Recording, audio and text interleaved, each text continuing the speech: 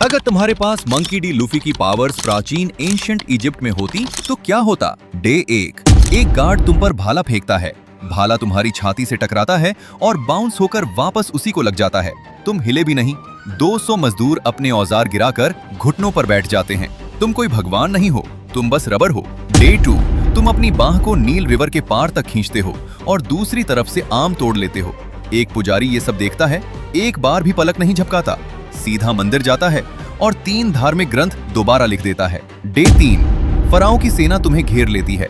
400 सैनिक, तलवार, तीर, भाले। तुम एक गहरी सांस लेते हो। Gear second.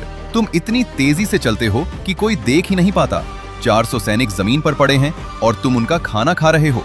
वो मांस भी नहीं है, फिर भी तुम्हें भूख लगी है। डे 4। फराओ तुम्हें बुलाता है। उसे बताया गया है कि तुम्हें काटा नहीं जा सकता, छेदा नहीं जा सकता। वो पूछता है, तुम क्या चाहते हो? तुम कहते हो मांस, फिर कहते हो बहुत सारा मांस। वो 2 बार ताली बजाता है। पूरा भुना हुआ बैल लाया जाता है। तुम 4 मिनट में खत्म कर देते हो। उसने अपनी जिंदगी में किसी को इतना सम्मान कभी नहीं दिया। डे 5। वो तुम्हें महल में रोकने की कोशिश करते हैं। तुम दोनों हाथों से 2 खंभे पकड़ते हो और खुद को गुलेल की तरह उछाल देते हो पिरामिड के ऊपर से। तुम रेगिस्तान में कहीं जाकर उतरते हो। तुम्हें नहीं पता तुम कहाँ हो, पर तुम्हें कोई चिंता नहीं। तुम कभी चिंता नहीं करते। एक ऊंट तुम्हें देखता है। तुम उसे देखते हो। तुम पूछते हो, यहाँ मांस कहाँ मिलेगा? डे 6। फराओ तुम्हें भगवान घोषित कर देता है। तुम्हारी मूर्ति बनती है।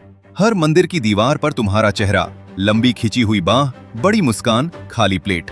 भविष्य के पुरातत्वविद 200 साल तक इसका मतलब समझने की कोशिश Stretched करेंगे। limbs, carvings of food. It contradicts everything we know about this civilization. It's impossible. What does it mean?